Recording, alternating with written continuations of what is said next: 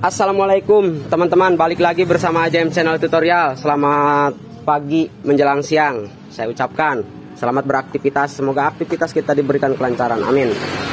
Di kesempatan ini di depan saya ada Yamaha Mio J dan CB Tiger berbasic CB. Ada juga PR Vespa Matic. Nih di belakang saya ada Vios, mau saya garap Toyota Vios. Saya bengkel motor namun sering kedatangan mobil seperti itu, malah bela-belain ditunda di tempat saya, suruh saya yang betulkan. Oke, sebisa saya akan bantu untuk memperbaikinya. Jadi di kesempatan ini di depan saya ini ada Yamaha Mio J. Jadi saya akan fokus ke Yamaha Mio J ini. Yamaha Mio J ini ecunya mati. Ini ecu bekasnya nih. Jadi Yamaha Mio J ini ecu mati. Dan di video ini saya akan menjelaskan apa saja yang membuat ecu Yamaha Mio J ini mati. Video ini saya akan menjelaskan apa saja penyebabnya dan kasih edukasi ke teman-teman supaya tidak terjadi seperti ini di motor-motor teman-teman semua. Jadi saya akan langsung aja ke pembahasannya. Motor ini datang ke saya ini jauh-jauh dari Parung Panjang atau Parung Sari, saya lupa. Jauh-jauh ke tempat saya melakukan perjalanan 1 jam. Lumayan jauh juga. Motor ini didorong, diderek tempat saya. Katanya di situ juga udah pernah dioprek. Namun katanya belum jelas masalahnya. Jadi ownernya putuskan bawa ke saya. Karena ownernya lihat video juga, kebetulan masih di daerah juga, tidak jauh-jauh amat. Jadi setelah datang ke saya ini motor, saya cek dan recheck. Yang mati ini ecu sama koil. Koilnya ini belum saya buka. Terus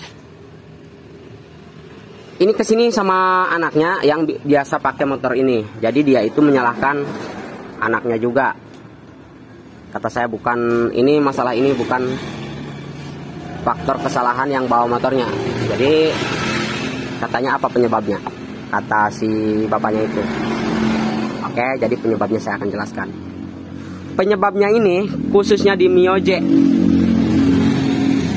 atau X-Street yang all, yang mesinnya sama dengan Mio J ini, X-Street generasi pertama. Yang menyebabkan ecu mati ini 100% dari rumah sikring. Dari rumah sikring. Ini rumah sikringnya udah saya putus nih. Jadi rumah sikringnya ini kata ownernya tadinya kadang kontak, kadang connect, kadang kagak. Ini juga kata ownernya sampai disumpal pakai lidi nih, guys. Ini ownernya yang melakukannya nih.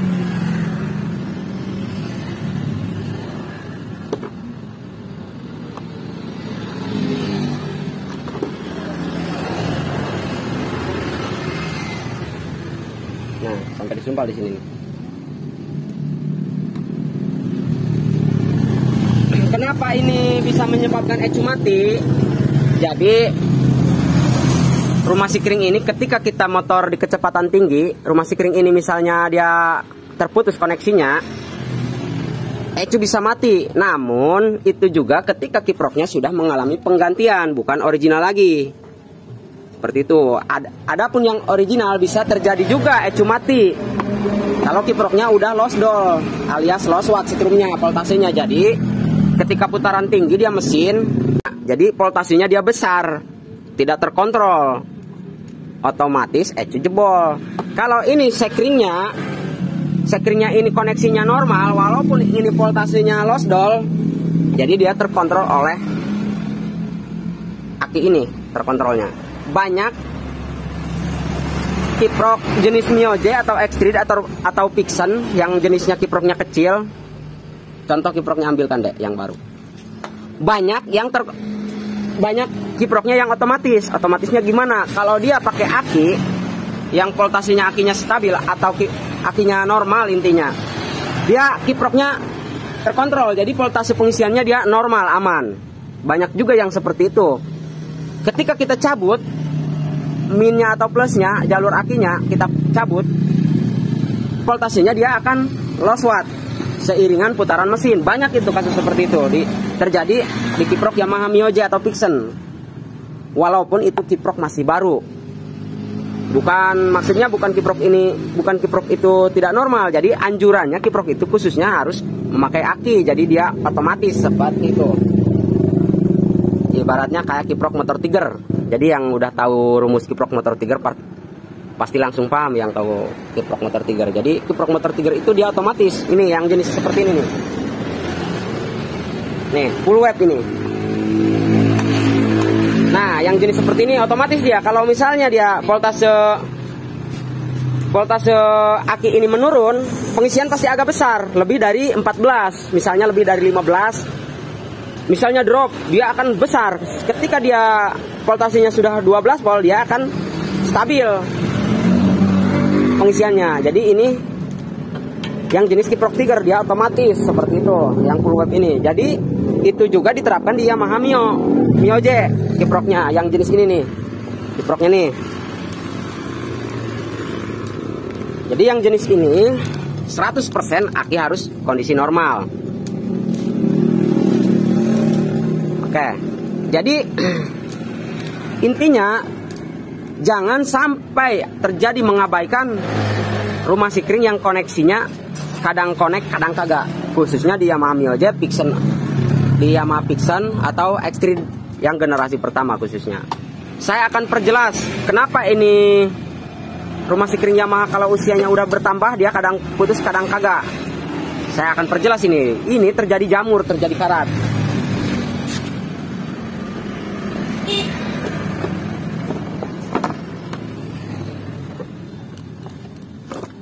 Nih.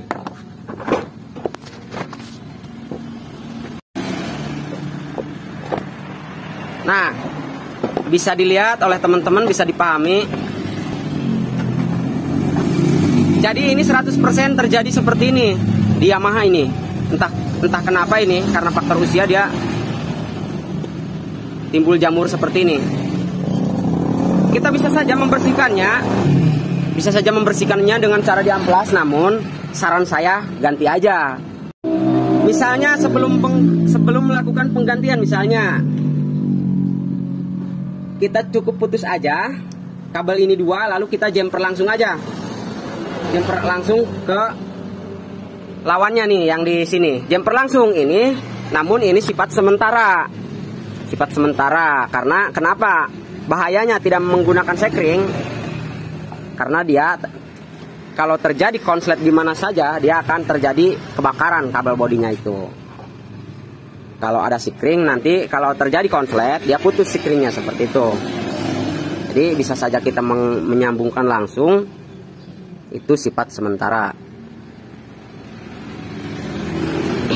Lalu apa saja selain ini rumah sikring? Misalnya rumah sikring aman tapi terjadi kadang connect kadang kagak. Bisa juga dari kabel yang jelek atau penyambungan kabelnya. Contoh seperti ini nih. Namun yang ini kasusnya bukan di penyambungannya, namun di sini. Contoh seperti ini penyambungannya kita periksa apakah ini bagus dan kabel yang dipakainya juga atau penyambungannya. Ini tidak baik menggunakan plastik seperti ini, guys.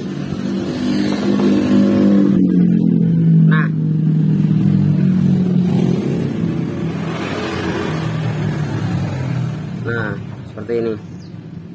Untuk penyambungan walaupun seperti ini aman. Namun kabel yang digunakan ini kabel telepon yang jenis kawat. Dan juga kecil. Untuk tegangan segini juga udah mumpuni. Namun dia kabel yang jenis kayak gini tidak boleh digunakan di motor. Tidak boleh, karena apa? Ini serabutnya cuma satu, guys. Serabutnya. Jadi dia putus aja satu, putus semua. Paham? Beda dengan serabutnya banyak nih. Ini kan serabutnya banyak nih. Misalnya putus 3. Nih, Misalnya ini putusnya 3 lembar atau 5 lembar. Nih, saya putus. Nah, masih ada nih sisanya. Masih banyak. Seperti itu. Jadi, saran saya jangan menggunakan kabel serabut yang satu kayak gini. Masih mending ini yang tembaga ini. Karena kenapa? Sekarang banyak sekali kabel yang satu kayak gini. Materialnya bukan tembaga, melainkan dia materialnya dari aluminium, riskan putus. Seperti itu. Saya akan cek lagi nih penyambungan di rumah sikringnya nih, yang masuk ke rumah sikringnya nih.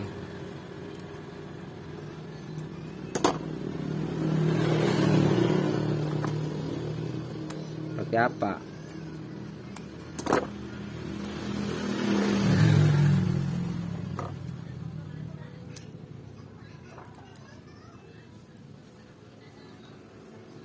Oke, saya akan perjelas. Nih, untuk penyambungan walaupun kayak gini, ini aman, ini penyambungannya aman. Namun kata saya jangan gunakan kabel yang serabutnya satu kayak gini, putus satu, putus deh semua. Seperti itu. Oke, kata saya ini penyambungannya walaupun kayak gini aman.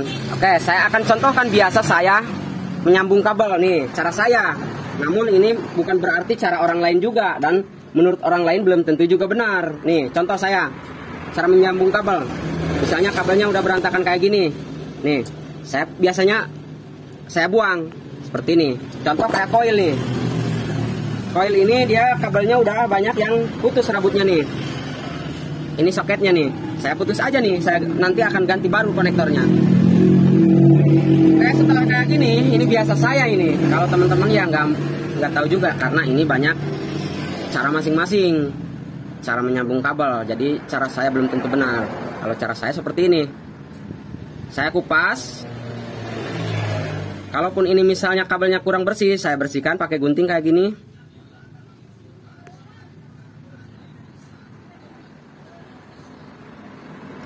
Nah, jadi untuk pembungkus kabelnya, atau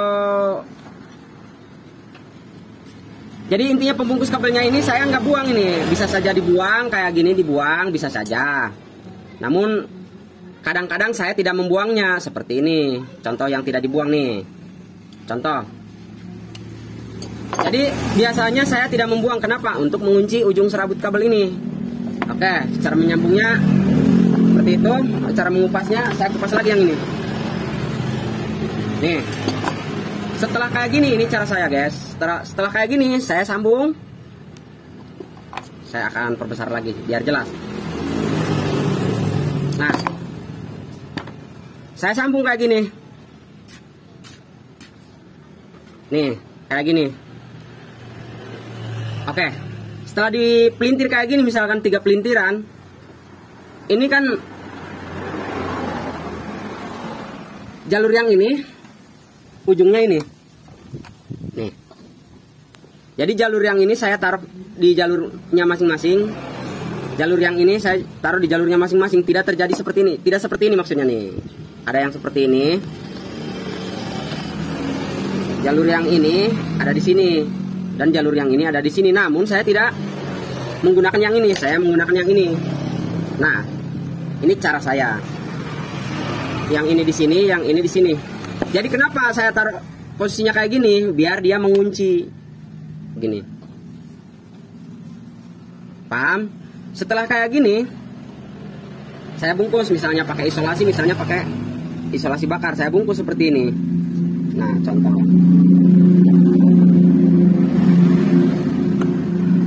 Dia walaupun ditarik ini kuat, guys, karena dia sistem lock seperti ini.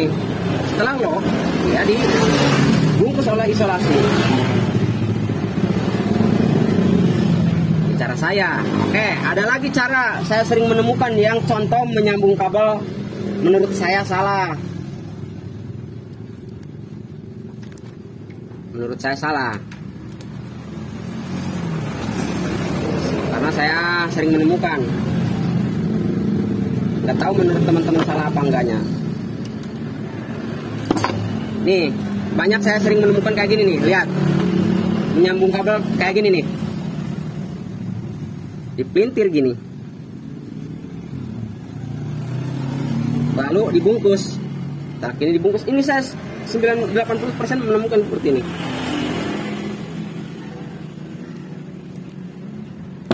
Belum apa-apa juga udah lepas, guys. Seperti ini. Lalu dibungkus. Bisa dijelaskan? Bisa diperjelas?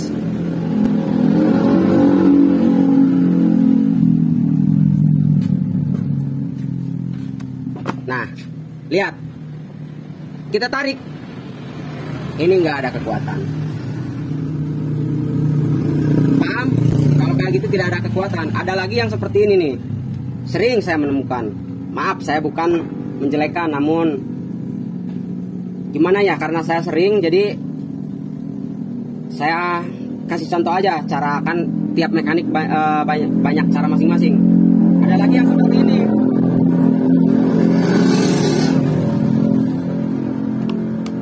Setelah kayak gitu, lalu dibungkus.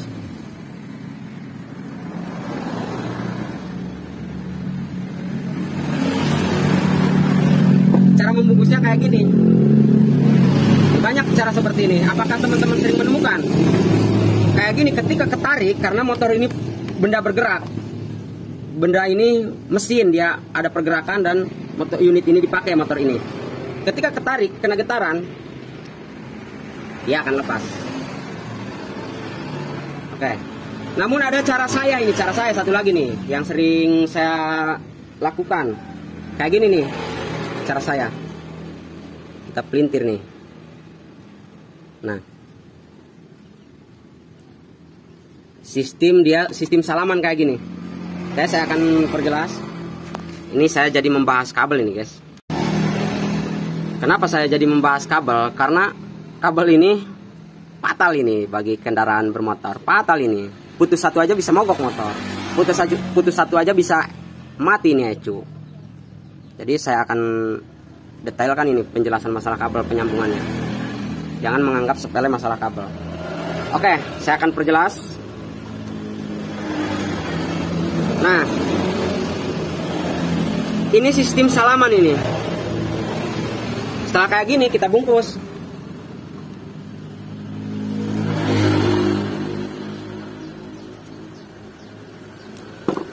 Ini kuat, guys. Kuat ini walaupun ditarik juga. Oke, seperti itu cara saya. Ada yang seperti cara pertama dan cara yang kedua ini. Kalau kayak gini kuat ini, guys. Sistem salaman dia gini.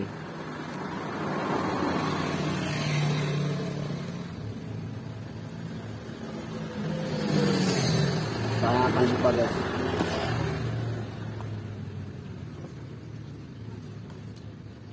Dan ada lagi saya dengan cara disolder. Namun disolder itu harus kita lagi posisinya harus lagi santai, tidak terburu-buru. Maksudnya tidak ada antrian pekerjaan lain seperti itu. Jadi karena lambat prosesnya. Untuk saya akan lanjut untuk cara pembungkusan dengan isolasi.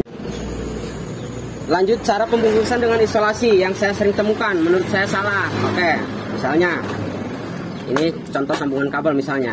Ada yang caranya seperti ini, guys. Menurut saya salah. Diambil dulu, lalu diputus, isolasinya lalu dipegang kayak gini. Lalu dilipatkan seperti ini. Dibungkus.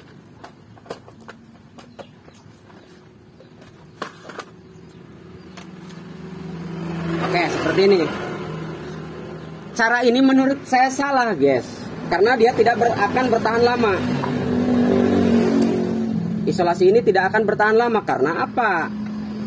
Yang ke satu, dia lem-lemannya tersentuh oleh kita, lemannya ini lakban tersentuh, jadi dia tidak ada kekuatan karena dia udah menurun tingkat kelengketannya.